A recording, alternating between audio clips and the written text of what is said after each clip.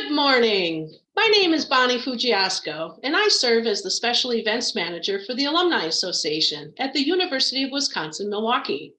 I am so pleased to welcome all of you to our very first Future Panther Academy event. We are kicking off this brand new 8-week series. It's called Stars Have Stories, and we're doing this in partnership with the UWM Planetarium. In today's episode, our host, Dr. Jean Creighton, will help us explore the skies to discover what we see during the daytime and at night. Let me tell you a little bit about Dr. Creighton. She is an astronomer, and since 2007, she has been the director of the planetarium at UWM. She grew up in Athens, Greece, and she earned her doctorate degree in astrophysics from the University of Waterloo in Canada. And listen to this. In 2014, Dr. Creighton was selected by NASA to be an airborne astronomy ambassador. What that means, she got to spend 20 hours in the stratosphere on Sophia. Sophia is the largest moving observatory in the world. There are not many people who can say that they've been to outer space. She is very proud to have shared the beauty of the cosmos with over 100,000 members of our community. So with that, I'm going to turn this over to Dr. Jean. Thank you so much for that lovely introduction, Bonnie. I realize that it might be maybe prudent to explain what an astronomer does. Astronomers study the cosmos. We study planets, stars, galaxies, the whole thing. Today, I want to invite you with me to look at the sky, both in the day and at night. Let's look up together and see what we can find. And I hope to spark your curiosity to ask questions. We can talk about those at the end of our presentation here today. Let's start then with daytime. What can we see during the day? I realize that some of you are not as close, are not right here in Milwaukee today, but I can tell you that lately we've had a lot of clouds, and some of you know what I'm talking about. For me, there are three basic kind of clouds. The first one is what we call cumulus clouds, and those look like puffy little cotton balls, and normally they would signify nice weather, but if they start getting really tall, you know that maybe a storm is brewing. The kinds of clouds that we have here today are what we call stratus clouds. So those would be big layers of clouds, and they often have associated with them rain. The third kind of cloud that I find really chirpy are the ones that we call cirrus clouds. These are really wispy, pretty things that often are really high in the atmosphere, and they have crystals in them, lovely crystals. Often that tells us that the weather is going to be just fine. Well, if the weather is nice, maybe there are very few clouds, then we can count on seeing the sun. Let's take a look here. This is a sunrise above Lake Michigan.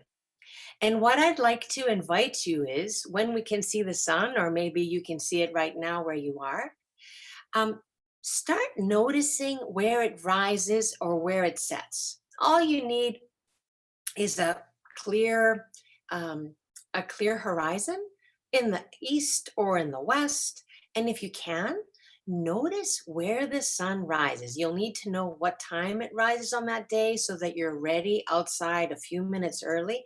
And let's say you can't get outside for whatever reason, maybe from inside, you can note on a window, where was the sun today? You will notice a pattern. The sun changes its position where it rises and where it sets every day. Well, that's fun. How about middle of the day? You're cooped up inside and you really just want to get outside and play with your chalk. Here's what you could do. You need a friend for this, or maybe a grown-up who can help you. Stand outside and have your friend mark where your feet are, and then see where your shadow falls on the sidewalk. on the pavement. You can sketch out that shadow of yours and guess the next time you're out, where are you going? Where's that shadow going to end? So put a little X mark there. An hour later, check. How did that shadow move? Did it move? How did it move? And see how well you could predict. And that will give you a really nice feeling about how the sun moves. You'll discover this for yourself. Of course, take turns, right? Do that for your friends to see how their shadow has changed as well. In addition to the sun, today we're going to see, right as the sun sets, we're going to see a brand new moon. This is called a crescent moon. It's a waxing crescent. Now, it's tempting to describe the moon with various things. So you could call it a banana, right? So a crescent can look like a banana, but today this is going to be too thin to call it that. This is such a young moon that it's associated in many cultures with celebrations. So Ramadan, for example, would have started with that lovely silver sliver of a moon. Bonus, you're seeing a picture of Venus. If you wait right after sunset, you'll be able to, in fact, even before sunset, you'll be able to see the beautiful planet of Venus. Wonderful, bright object. It looks like an airplane. In fact, if you're thinking it might be an airplane, just wait and see. Is it moving? If it's moving, it's an airplane. If it's not moving, it's Venus. Beautiful, bright in the west. This is not the only planet that we have today. We have early in the morning 3 planets. We have Jupiter, Saturn, and Mars. They're going to rise in that order, and they make a beautiful line. This is not a common thing. You do have to wake up, though, early. You can see them. They rise at 2, and they're going to be up until sunrise. So sunrise is about 6 o'clock now.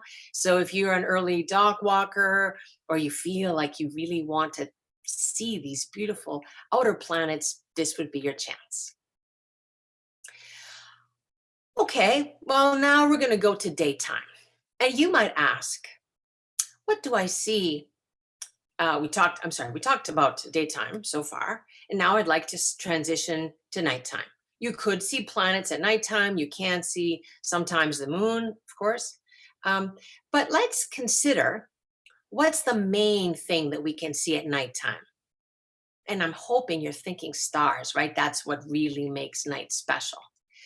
Why can't we see stars during the nighttime and not during the day? In the day, we can only see just that one special star, the sun. That's it. Think, please, about a birthday cake. This birthday cake has a candle. And notice that if it's broad daylight, this candle does not look like much, right? It doesn't really offer much for us. If we want more drama, if we want to make an impression, then what we do is we bring down the lights. And now the candles look glorious. It's the same with stars. If we have the sun up, a big bright star close to us, then those stars don't look like much. If the sun sets, then the stars can really shine. What stars might you be able to see today? Well, I would say start with the Big Dipper. The Big Dipper looks like a shopping cart with a long curvy handle. The Big Dipper is going to be in the northeast today, and it's probably the most easy constellation to find of all the ones that we can see.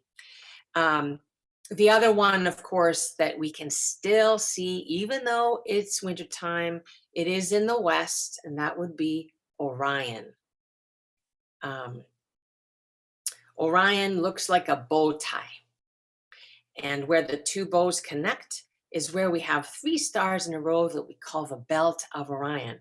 If you're really lucky and you have a pair of binoculars at home, look below the belt of Orion. You might see a lovely star-forming region called the Orion Nebula. You need probably a pretty dark sky for that, but maybe some of you have that. Now, in addition to stars, sometimes we can see the International Space Station. This is a laboratory. This is a kind of a home away from home. For many years now, people live continuously on the International Space Station. And the hope is not only we learn things about microgravity, we learn things about how to get life better on Earth, but also when we want to get people to Mars, and who knows, maybe one of you gets to step on Mars, we need to do a lot of experiments to make sure that that's safe and successful.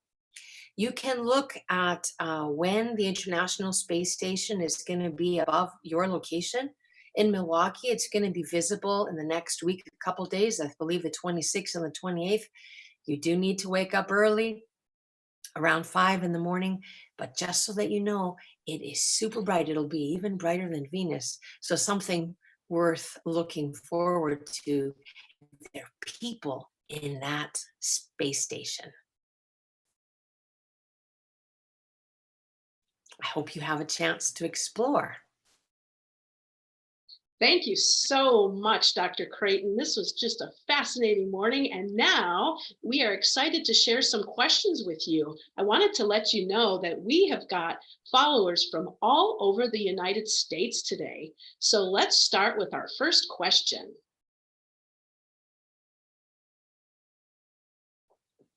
How long do stars live? James T. wants to know. Okay, James, you know, it depends on how massive they are. The smaller the star, I shouldn't say smaller, the less mass it has, the longer it lives. So those stars that are, let's say, 10 times less massive than the sun are going to live for 100 billion years. Now, I said billion with a B, like Bill, okay? Now, if it's a super massive star, like 20 times, 50 times heavier than the sun, they're going to live for only 10, 20 million years. That is with an M, like Mary. So that tells us that stars can vary their life by 1,000 times. And the smaller, the less massive, the longer. Great question. Thanks for asking. Thanks, Dr. Creighton. Let's go to our second question. Why can't you see the stars during the day since they are like the sun?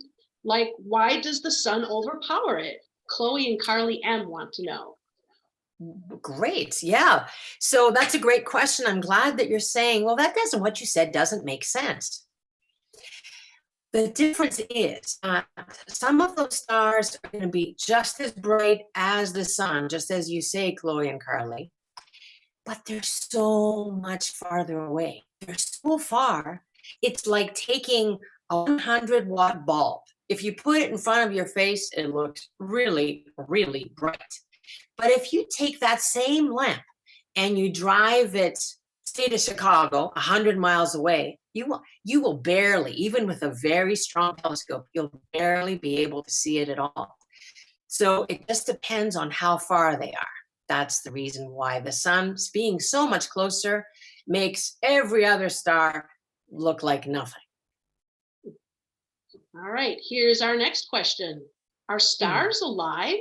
Jenny T. Oh, wants I like that question, Jenny. You know, it depends on what you say, what you mean by alive, right? If we're talking about a biological way of describing it, well, no. But think about it. Stars are born, stars grow up, they change, they make energy, they stop making energy, and sometimes they kind of fizzle out or they explode, and you would call them kind of dead. So they behave very much like they're alive. I certainly think of stars as being having a life, having a trajectory. Yeah. But no biological point of view. All right, our next question. Hey, this is a great question. Are stars actually star-shaped? Joyce wants to know. Joyce, this is a question that I have wondered. Why is it that we call this shape a star? Because if we really, stars are spheres, right? They're balls. So we should be calling this a star. And I don't know. My best guess is we call those stars. Now, think about a little bit. I'd like you to think about a telescope for a moment.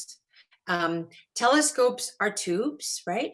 And we have a star, and the light comes down the tube. In many telescopes, there's a mirror at the end, and the light bounces off the mirror and comes to a secondary mirror. That secondary mirror is held together by pieces of metal. If you look at pictures of stars, sometimes you see like spokes of light coming out of them because light is reflecting off of those supports for the secondary mirror. Maybe that's why. That's all I've got. I don't know why. Great question. Mhm. All right. So, Dr. Creighton, do you have a favorite constellation? Mark wants to know. Well, I do. I have lots of favorite constellations. It depends on the season. But since this is spring, Mark, and so I grew up in Greece. I'm really looking forward to what I consider proper spring, and this isn't really cutting it. So, so I would say my favorite is Leo. Leo is a backward question mark. You can imagine it as a half circle and a tail.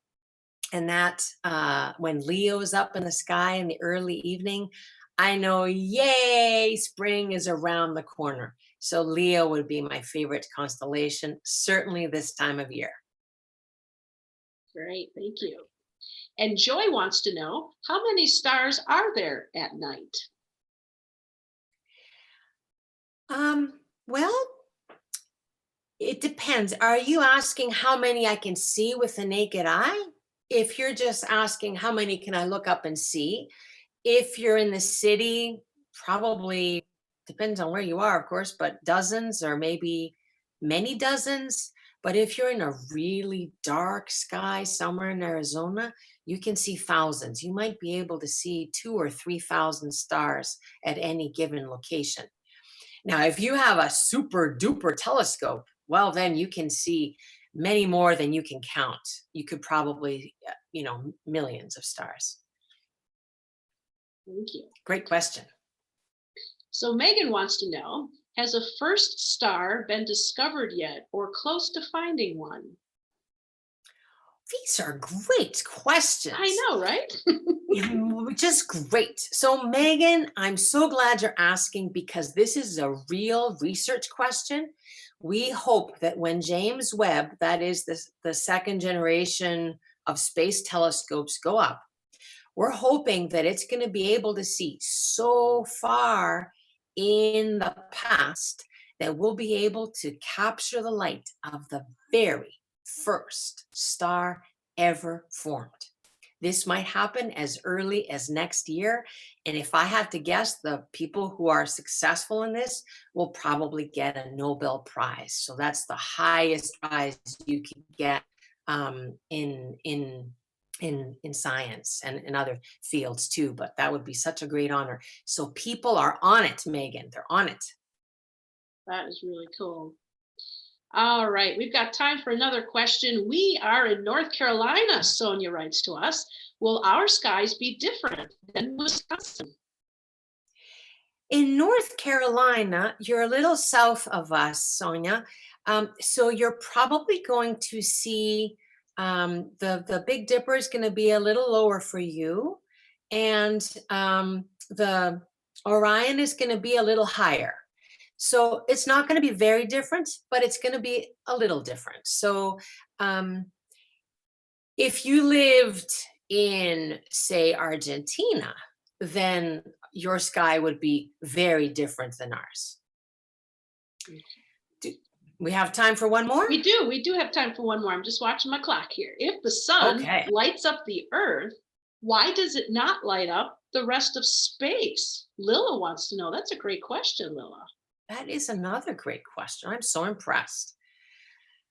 Okay, Lila, here is how it works. The sun is lighting up the earth. It does light up other things too, like other planets. It lights up our moon, right? It sends light as far as it can.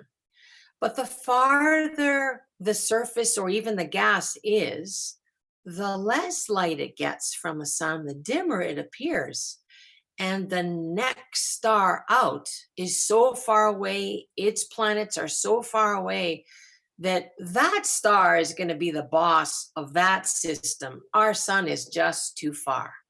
It's like saying a different star than the sun could be capable of lighting up the earth. It's just too far. That the light that we get from that star is going to be so little it would be less than a candle, let's just put it that way. And light, if you're asking me why doesn't it bright up the whole sky, um, well, there isn't really enough energy in that light. um, how to answer that?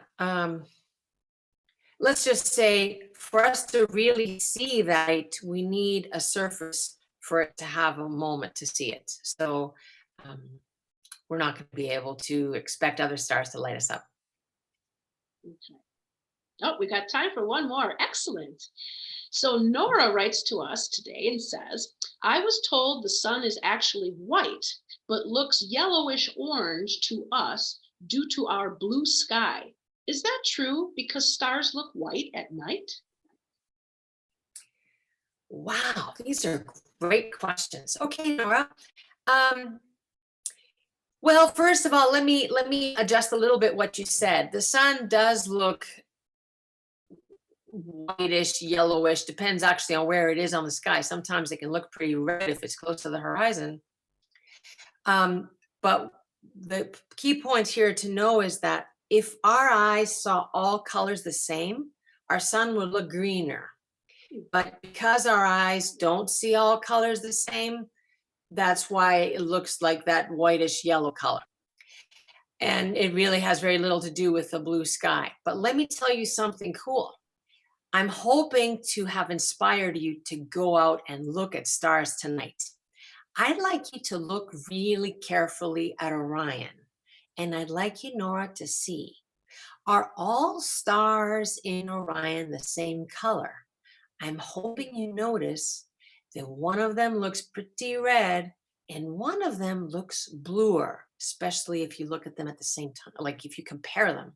You'll see that at a quick glance, stars look all white, but if you look at them carefully, you'll start seeing they're not. Some of them are red, some of them are blue, and that's because they're different temperatures. Unlike what you have on your faucet, where red is hot and blue is cold, stars are the opposite. Red stars are cool. Blue stars are the one that are super hot. And with that, I'd like to thank you so much for your questions, for your curiosity. I hope you have a wonderful time looking up during the day and at nighttime. And I'm looking forward to next week talking about the location of stars, the position of stars. What do we know? What can we learn about stars from seeing where they are in the sky? Thank you so much.